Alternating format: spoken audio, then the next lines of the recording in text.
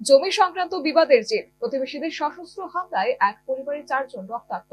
গুরুতর আহত। ঘটনা কমলপুরের বালিগাঁও পঞ্চায়েতের ভরপাড়া গ্রামে। ব্যাপক চাঞ্চল্য সৃষ্টি। আত্মকেন্দ্রিকতা, উচ্চাকাঙ্ক্ষা, আত্মস্বার্থ ও জিঘাংসায় সহিষ্ণুতা যেন একাংশে আজ পরাস্ত। একাংশ সাধারণ কার্যত হিতাহিত জ্ঞানশূন্য হয়ে মানবতাকে জলাঞ্জলি দিতে উঠে পড়ে লেগেছে। এমনই এক অমানবিক কাণ্ড ঘটে গেল সোমবার সকালে কমলপুরের বালিগাঁও পঞ্চায়েতের ভরপাড়া গ্রামে।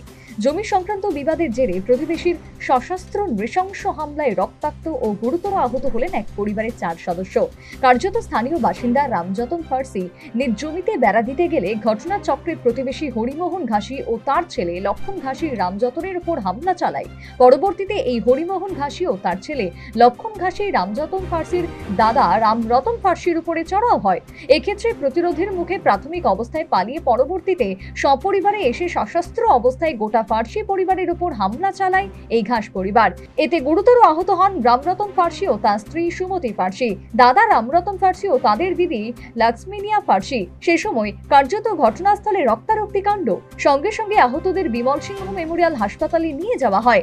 আঘাত গুরুতর হওয়ায় সেখান থেকে আহত রামযতন ফার্সি ও তার স্ত্রী সুমতি ফার্সি, দাদা রামরতন ফার্সি ও তাদের দিদি লক্ষ্মীনিয়া ফার্সিকে ধলাই জেলার কুলাই হাসপাতালে রেফার করা হয়। এই ঘাসি পরিবার জনসম্মুখে তাদের পরিবারের সদস্যদের মেরে রক্তাক্ত করেছে বলে জানালেন আক্রান্ত রামযতন ফার্সি।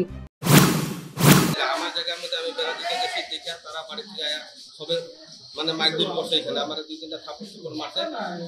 মারার পরে ওই দাদা গেছে, দাদারে মারছে।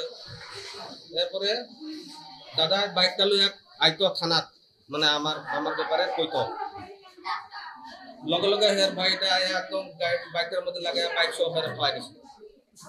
তো ভাইকে ছাড়বো, হেরে দৌড়ানি দিয়ে একটু দৌড়ায় গেছে। এরপরে এরা পরিবারের সব লয়ে আসছে। কে মারছে? হরিঘাসি। হরিঘাসি সব পরিবার। কারা কারা মারছে? আমার মারছে, দাদার মারছে, বৌদির মারছে, বাতিজিরে মারছে, দিদিরে মারছে। যারা যারা মারছে তার নাম কি? আমার নাম রামযতন, দাদার নাম রামরতন, বৌদি হইল গিয়া সুমিতা, এরপরে সাবিত্রী পাশি, এরপরে সোনালী পাশি। তারা 5 জনে আয়া ঘরের সামনে আয়া একদম মেইন রোডের সামনে সবাই দেখতেছে, কিন্তু কেউ আগাইছে না। সবাই মাইরা গেছে। আহতরা বর্তমানে ধলাইয়ের কুলাই হাসপাতালে চিকিৎসাধীন। কমলপুর থানার পুলিশ এসে ঘটনার প্রাথমিক তদন্ত করে গেছে। এই পর্যন্ত কোনো ধরনের ধরপাকড়ের খবর নেই। তবে এই ঘটনায় কমলপুরের বালিগাঁও ভরপাড়ায় বর্তমানে ব্যাপক চাঞ্চল্য বিরাজ করছে। Bureau report, news vanguard.